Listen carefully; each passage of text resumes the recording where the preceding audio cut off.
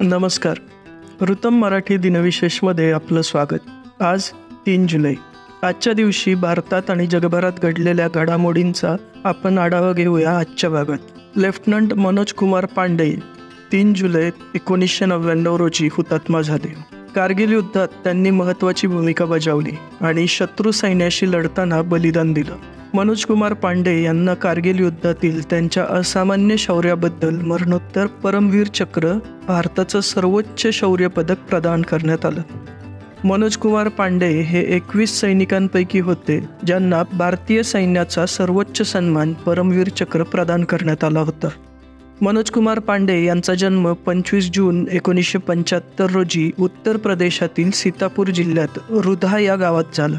कारगिल युद्धातील अनेक कठीण आघाड्यांपैकी खालुबर हे एक होतं.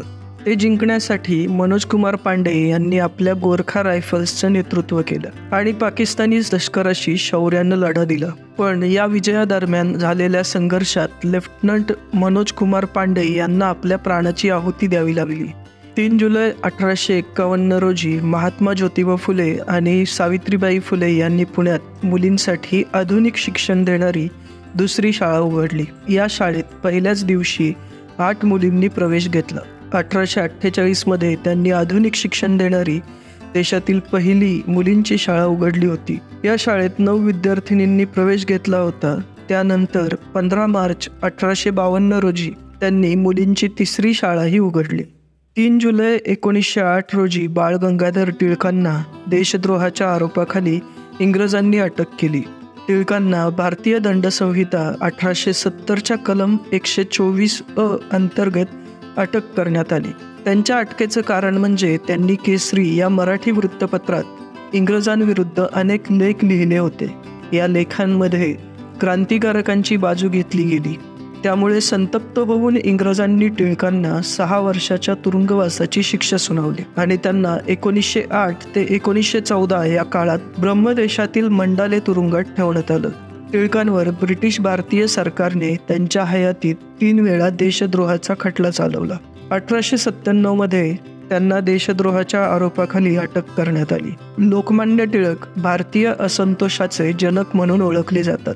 हंसा मेहता यांचा जन्म 3 जुलै 1897 रोजी गुजरातमधील सुरत इथे झाला. हंसा मेहता एक सुधारणावादी सामाजिक कार्यकर्त्या, शिक्षणतज्ज्ञ, स्वातंत्र्य सैनिक, स्त्रीवादी आणि लेखिका होत्या. भारतीय संविधानाचा मसुदा तयार करणाऱ्या संविधान सभेचा भाग असलेल्या 15 महिलांमध्ये हंसा मेहता यांचा समावेश होता. त्या सल्लागार समिती आणि मूलभूत हक्कांच्या उपसमितीच्या सदस्य होत्या. त्यांनी भारतातील महिलांसाठी समानता आणि न्यायाचा पुरस्कार केला. त्यांच्या एकंदरीत सामाजिक राजकीय कार्यातील योगदानासाठी त्यांना 1959 पद्मभूषण पुरस्काराने सन्मानित करण्यात आलं. हंसा मेहता यांचं 4 एप्रिल 1995 रोजी निधन झालं. तर हे होते आजचे दिनविशेष. तुम्हाला हा व्हिडिओ आवडला असेल तर व्हिडिओ लाईक करा, शेअर करा आणि व्हिडिओ खाली कमेंट करून आम्हाला तुमचा अभिप्राय नक्की कळवा.